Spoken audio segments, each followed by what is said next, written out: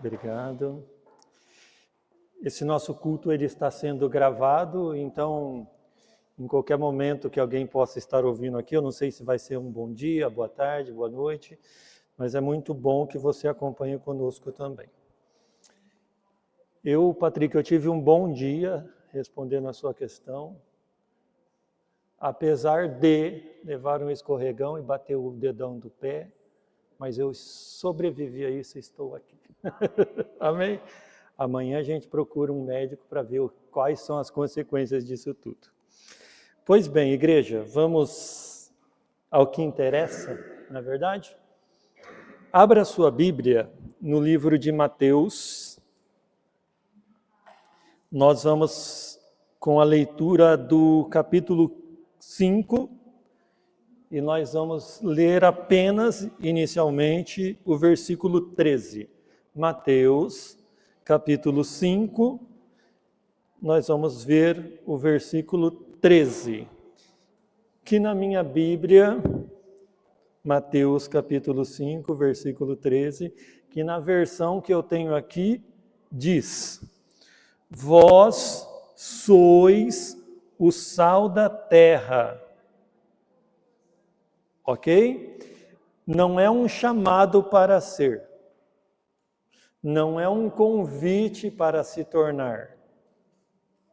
É uma determinação que a palavra de Deus coloca a todos os seus seguidores, aos seguidores de Jesus Cristo.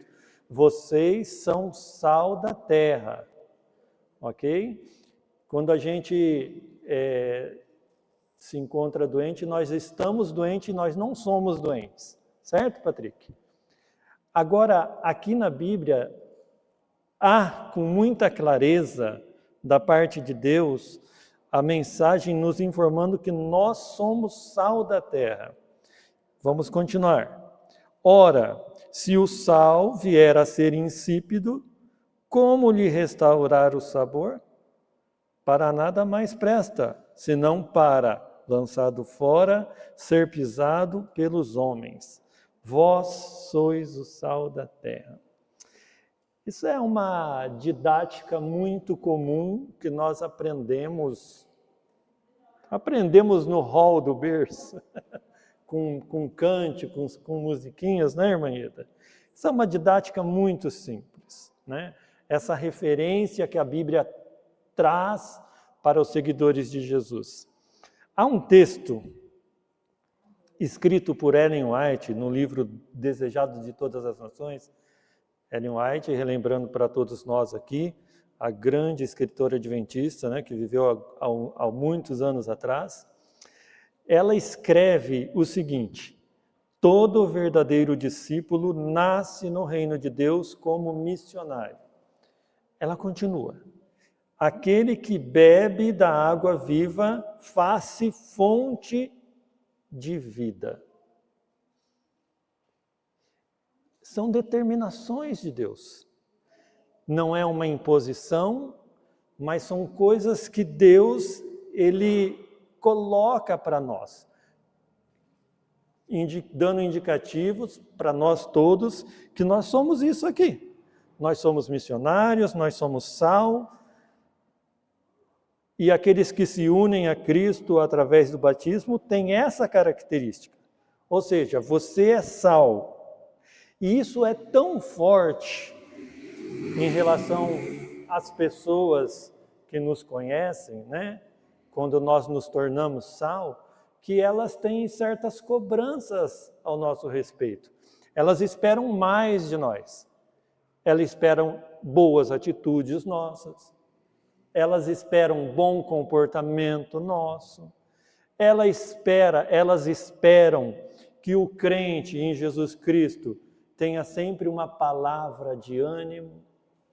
Elas esperam um comportamento ilibado. E está certo, não está certo? Se professamos ser seguidores de Jesus Cristo, nós precisamos e devemos ser diferentes, como Cristo foi.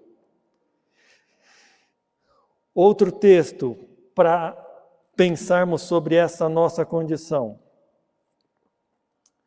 Olha que interessante o que Deus diz através da serva do Senhor.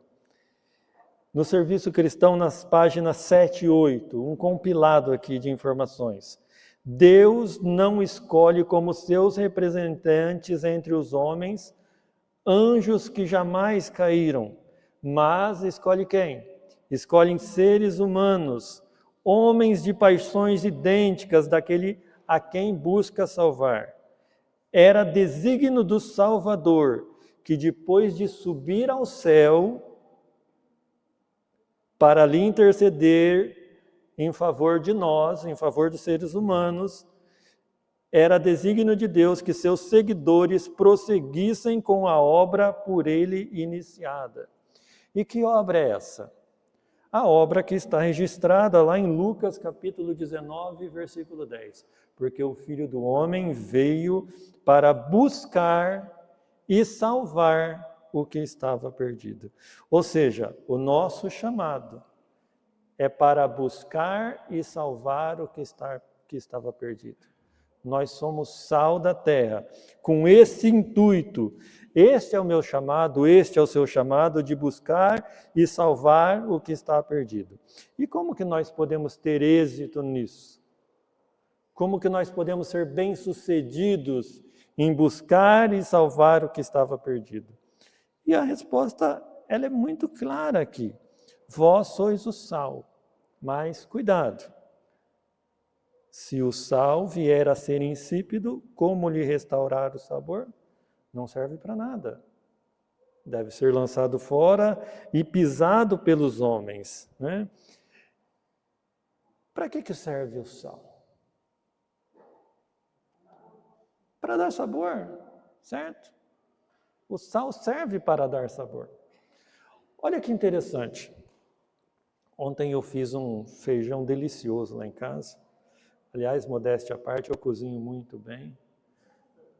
A gente pode se gabar das coisas boas, tá?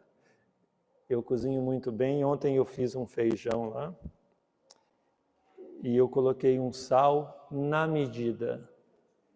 Sabe o sal na medida certa? Estava uma delícia. Comi com arroz preparado com alho. Nem precisei da mistura, estava uma delícia. O sal, na medida certa, deixa um feijão saboroso, um arroz delicioso. Não há dúvidas que o sal, quando na medida certa, irá proporcionar, sem sombra de dúvidas, coisas boas para o nosso paladar, para a nossa degustação. Há duas maneiras primárias do sal não funcionar. Quando você colocar ele em excesso ou quando você deixar de usar. Ok?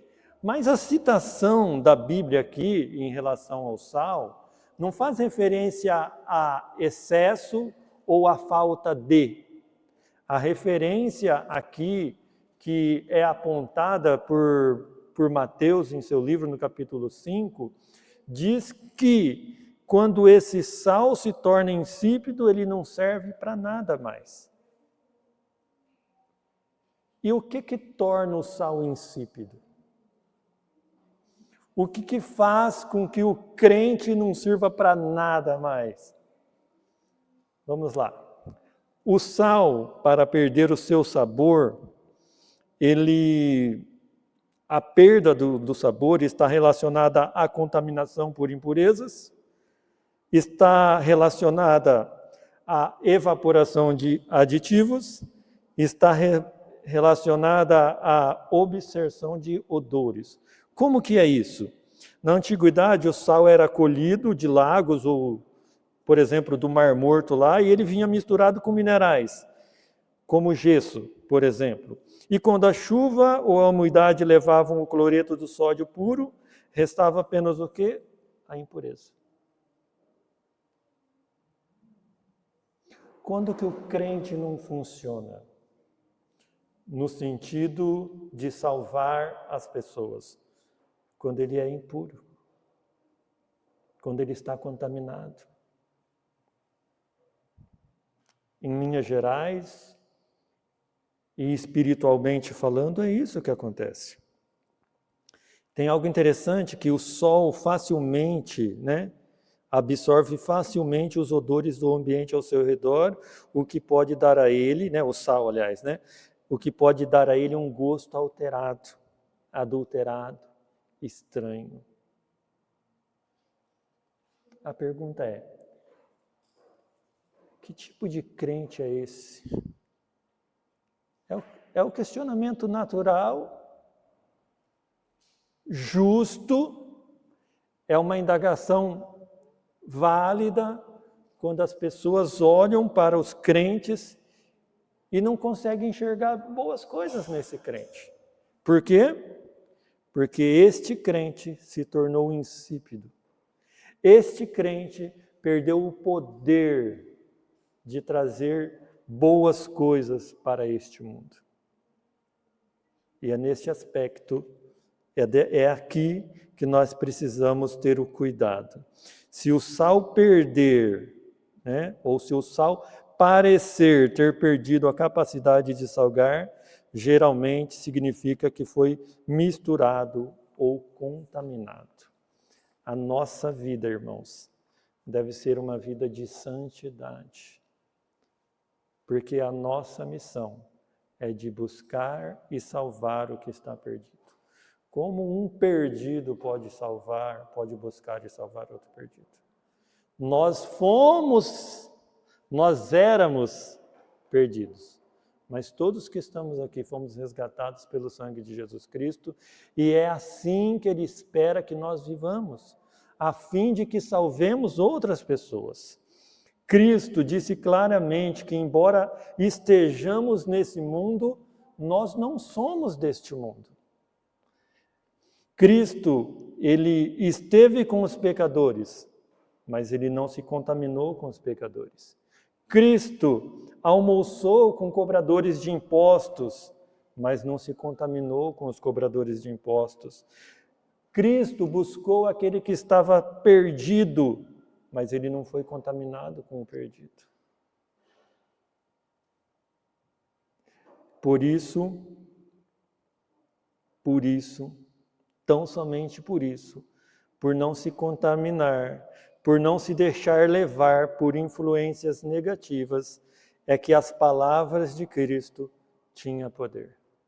É por isso que Ele tinha uma capacidade extraordinária, apenas por sua palavra, de transformar vidas.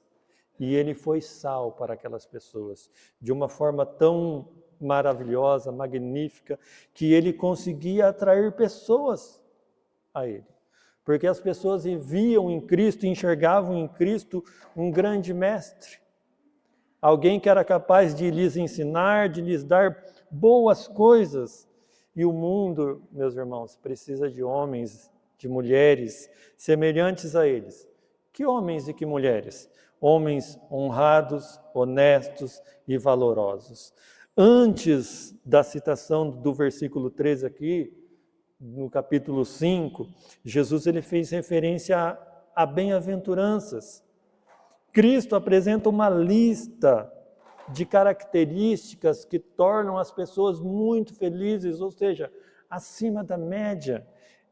Cristo fala dos humildes, dos mansos, dos justos, dos misericordiosos, dos limpos de coração, dos pacificadores.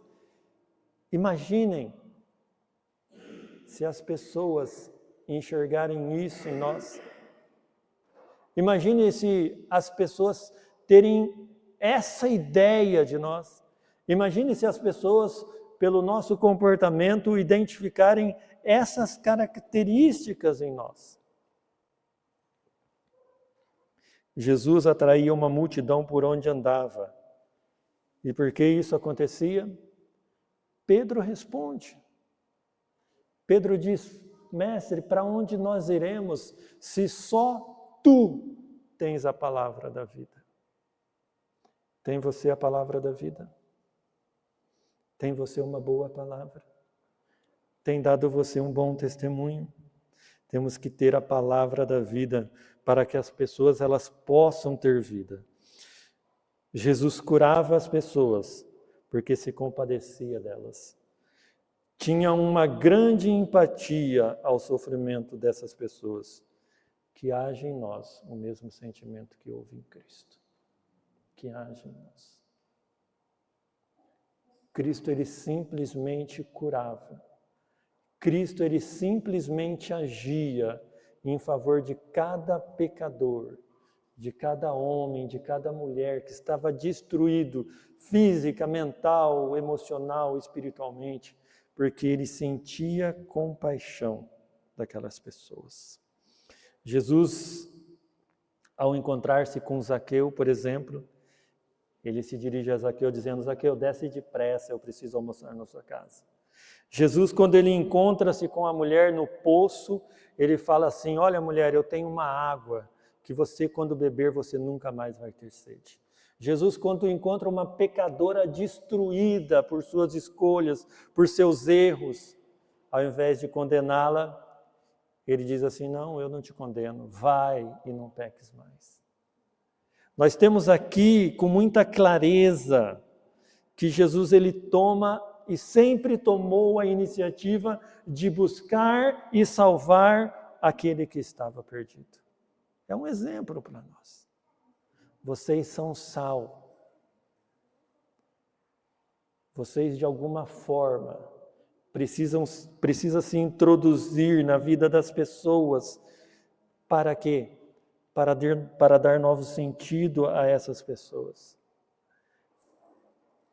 E quando nós temos algo especial a dar, a oferecer, não há rejeição.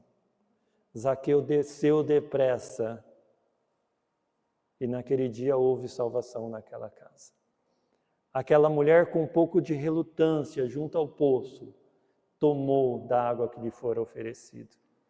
E aquela mulher, flagrada em adultério, nunca mais voltou a pecar, mas pelo contrário, passou a ser uma seguidora de Jesus Cristo. Nós temos à nossa disposição esse poder, igreja, de buscar e de salvar o que estava perdido, ou o que está perdido. Jesus nos conclama a fazer o mesmo, a encontrarmos muitos como Zaqueu, como aquela mulher. Ele nos conclama a pregar em tempo e fora de tempo. Pode acontecer que, ao pregarmos, ao sairmos, ao levarmos o Evangelho, alguém rejeite. Tudo bem, nem todos aceitaram, mas a missão que está posta diante de nós, igreja, é de irmos com todos os valores, com todos os atributos mencionados aqui na lista das bem-aventuranças e pregarmos o Evangelho do Reino. As pessoas podem ser que elas rejeitem, como o jovem rico rejeitou. Aliás, em termos matemáticos e numéricos, a Bíblia diz assim que muitos são chamados. E quantos são escolhidos? Poucos. Ainda que o número dos filhos de Israel seja como a areia do mar, somente o remanescente será salvo. Em termos matemáticos, seria para desanimar. Mas a palavra de Deus, ela traz a seguinte informação: que nunca é em vão a nossa pregação. Ela não volta sem resultados. Ela permanece e ela dura para sempre. O que você tem feito? O que podemos fazer de agora em diante? Ainda falando sobre os seus discípulos, na continuidade da leitura de Mateus, nós vemos ali, entre os versos 14 a 16, que Jesus também, ao falar dos discípulos, fala que os discípulos, além de ser o sal da terra, é a luz do mundo. E aqui, de uma forma muito especial, no verso 16, ele diz: assim brilhe também a vossa luz diante dos homens, para que vejam as vossas boas obras e glorifiquem vosso Pai que estás nos céus. Irmãos, eu vejo com muita clareza aqui que o cristão deve ser alguém rico em boas obras. E para que servem essas boas obras mencionadas aqui, no versículo 26 do capítulo 5? Serve para salvar pessoas. As boas obras não é para minha e para a sua salvação, porque nós já fomos salvos pelo sangue de Jesus Cristo. As nossas boas obras é para iluminar a vida das pessoas. E isso vai muito de encontro com o ensinamento bíblico que diz que sem obras, que a fé sem obras ela é morta. Mas a obra nossa, o nosso testemunho, o iluminar a vida das pessoas vai trazer vida para essas pessoas. Ao escrever acerca de Jesus, diz: aquele homem galileu era rico em boas obras, e a sua luz iluminava todos ao redor. E por onde passava, atraía as pessoas. Vinham gente de todos os lugares em busca de cura, aceitação, libertação e para aprender com suas palavras, que eram a palavra da vida.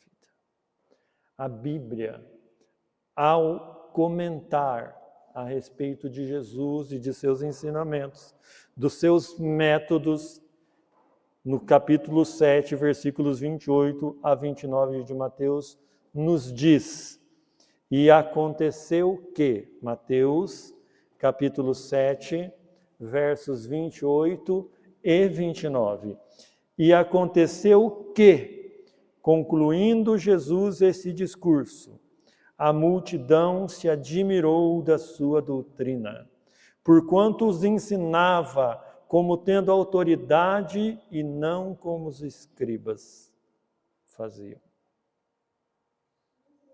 As pessoas eram atraídas por sua boa fala, por sua boa conduta, por suas boas obras. Há um texto, igreja, no livro Testemunhos Seletos, na página 53, no volume 4, em que a serva do Senhor, ela escreve: somos devedores, sabe a quem? Somos devedores ao mundo, pela graça que nos foi dada por Deus, pela luz que brilhou sobre nós, e pela beleza e poder que descobrimos na verdade. Somos devedores. Nós somos devedores, meus irmãos. Nós somos muito devedores. Você tem senso disso? Você tem senso do quanto você deve à graça de Deus? Porque a graça de Deus, ela superabundou na nossa vida. A graça de Deus, ela é tão abundante que onde havia pecado não há mais. É tão abundante que onde havia perdição, hoje há salvação. Nós somos resgatados pelo sangue precioso de Cristo e, ao sermos resgatados por este sangue, a Bíblia diz que não há nenhuma condenação para nós. Somos devedores ao mundo. Por isso que quando Cristo, ele questiona ao falar que quando vocês me verem com sede, com fome e com frio, quando você ver algum desses pequenos e fazer para esses, vocês estão fazendo para mim. É um dever nosso de pregar, de cuidar, de buscar e salvar, porque nós somos devedores do mundo. Há, igreja, uma enorme quantidade de pessoas que acordam desnorteadas. É a condição humana. Que não sabem o que fazer das suas vidas. Sem rumo, sem perspectiva, sem esperança. Condicionadas a viverem essa vida sem a esperança que temos. E nós, quando acordamos, e nós vivemos ciente de que aguardamos novos céus e nova terra. Há para nós a possibilidade de desfrutarmos disso tudo, de uma paz que, segundo Jesus Cristo, excede todo o entendimento. Nós conhecemos o caminho. Nós sabemos como atingir isso. Nós sabemos como chegar nisso. Porque nós temos o privilégio. Nós temos o privilégio de sermos o sal da terra e a luz do mundo. E quantos há que não sabem disso? E quantos há que não podem desfrutar disso? Todo o que recebeu divina iluminação deve lançar luz sobre o caminho dos que não conhecem a luz da vida. Ellen White, mais uma vez, no livro Desejado de Todas as Nações, na página 152. Eu vou repetir. Todo o que recebeu divina iluminação. Você recebeu divina iluminação. Você é luz do mundo. Você não está na luz. Você foi chamado para esta maravilhosa luz. E quando aceitou esse chamado, você se torna luz.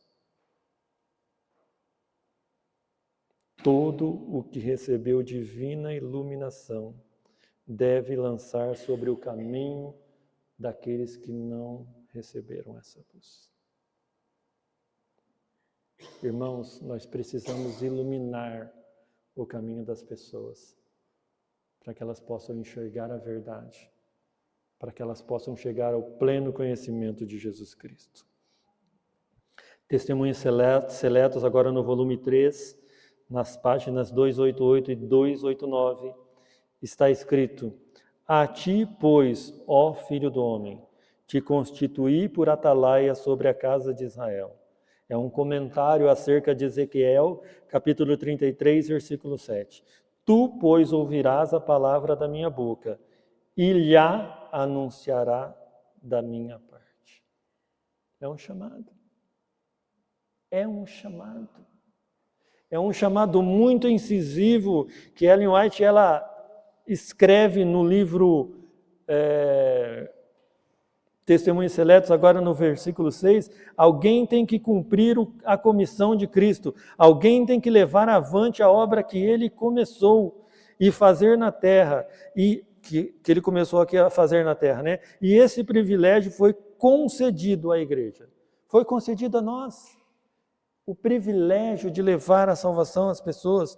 Olha só, todos nós aqui sonhamos com novos céus e nova terra.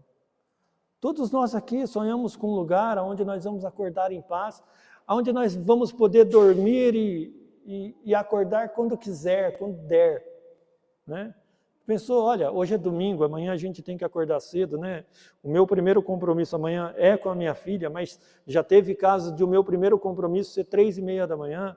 Olha que angústia para o trabalhador ter que acordar cedinho, né, para ganhar o seu sustento. Mas nós sonhamos com um lugar onde nós não teremos essas necessidades. Nós almejamos um lugar onde nós teremos paz. Nós sonhamos com um lugar onde haverá justiça. Mas para todos nós que sonhamos com este lugar, precisamos entender que este lugar, ele está próximo, né? Esse dia está próximo de acontecer. Mas isso só vai acontecer. Estar nesse lugar, participar de tudo isso que foi mencionado aqui, só vai ser possível quando nós concluirmos a obra da salvação. Vocês entendem? Cristo não vai voltar se a obra da pregação do Evangelho não for realizada. Vós sois o sal da terra, a luz do mundo. E você precisa entender que, juntamente com todos esses privilégios, há também uma obrigação, é uma missão, é um dever nosso. E este Evangelho do Reino será pregado em todo o mundo, em testemunho a todas as nações, e então virá o fim. Quando virá o fim? Quando o Evangelho for pregado. Quando eu e você, na pureza do viver semelhante ao de Cristo, na busca da santidade diária, sermos o sal da terra e a luz do mundo. Apesar da volta de Jesus estar relacionada à condição de cada crente nesse mundo, cada um deve entender que é sal e luz para este mundo. Atentem-se a essas palavras. nós já estamos nos encaminhando para o fim daquilo que está proposto para hoje. Nós, igreja, fomos colocados neste lugar a fim de melhorar a vida das pessoas. Nós estamos nesta condição a fim de trazer para as pessoas a esperança na breve volta de Jesus.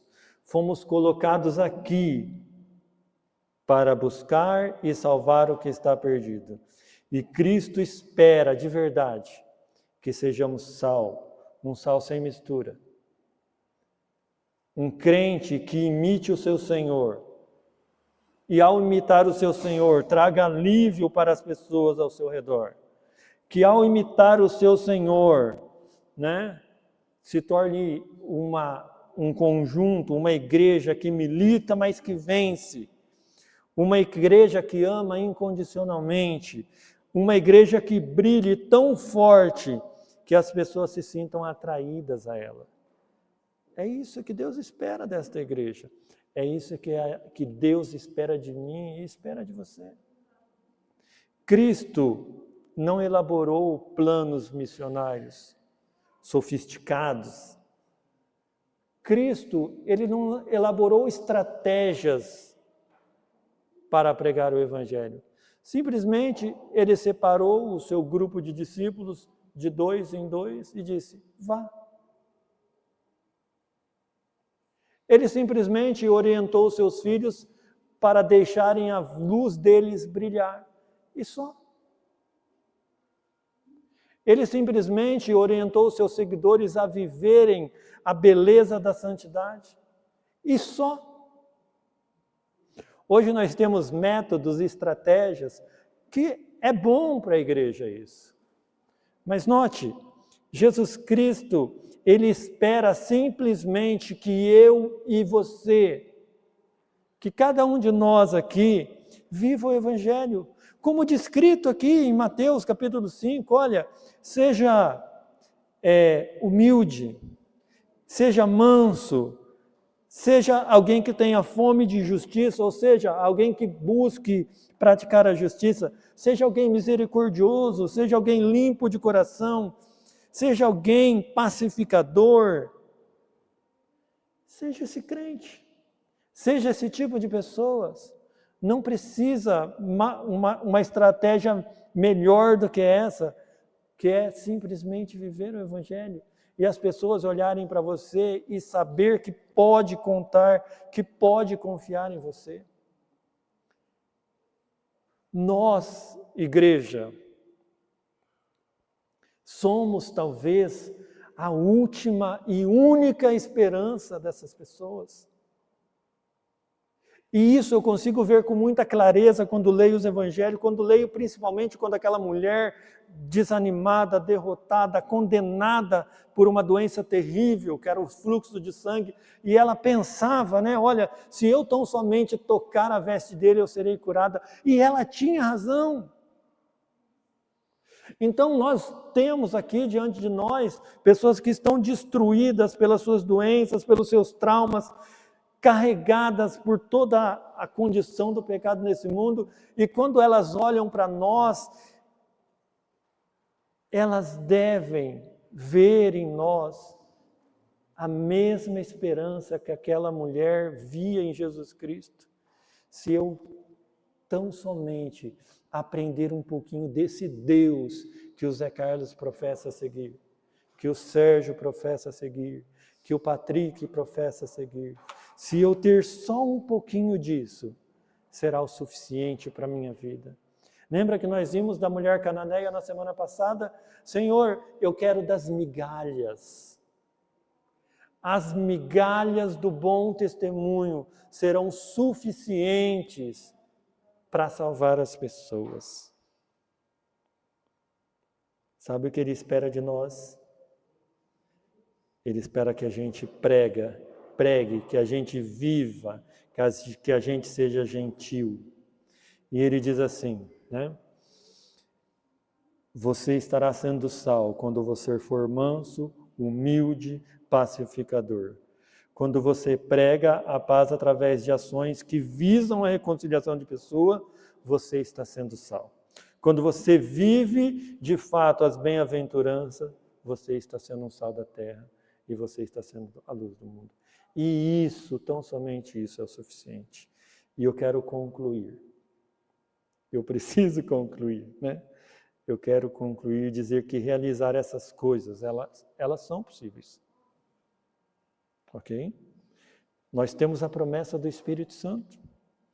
E segundo a promessa de Cristo, quando nós estivermos dispostos a seguir os seus passos, nós faremos coisas maiores até em relação às coisas que Ele fez. E Ele quer realizar em nós essa obra. Ele espera, tal qual um pai ansioso, para nos ajudar nisso. Ele quer te ajudar. E Ele quer te ajudar na sua pequena fé, quem sabe. Ele quer te ajudar nas suas deficiências. Ele quer melhorar para você, Ele quer capacitar você, Ele quer transformar você. Ele quer potencializar esse sal que está escondido aí em você. Ele quer fazer essa luz brilhar. Sabe? Eu tenho um carro aí fora, que o farol dele é tão xoxo, tão ruim, mas nós já sabemos o que fazer. Há um produto que quando nós passamos, o farol ele é limpo e a luz ela avança e ela ilumina toda a estrada. Jesus ele conhece todos os componentes químicos, conhece toda a nossa estrutura e ele é capaz de limpar-nos a fim de que a nossa luz brilhe. Ele quer te ajudar na sua pequena falta de fé e ele quer fazer de você pescador de homens, quer ajudá-lo nesse processo, a fim de que você seja sal da terra e luz do mundo, a fim de que você, juntamente comigo, juntamente com essa igreja, leve a mensagem de salvação ao mundo. Que Deus te abençoe, meu irmão. Que nesta semana, que nesta nova semana, você lembre-se de quem você é e o preço que foi pago por você, a fim de que a vossa luz brilhe e ilumine a vida de todos ao redor. Que Deus te abençoe.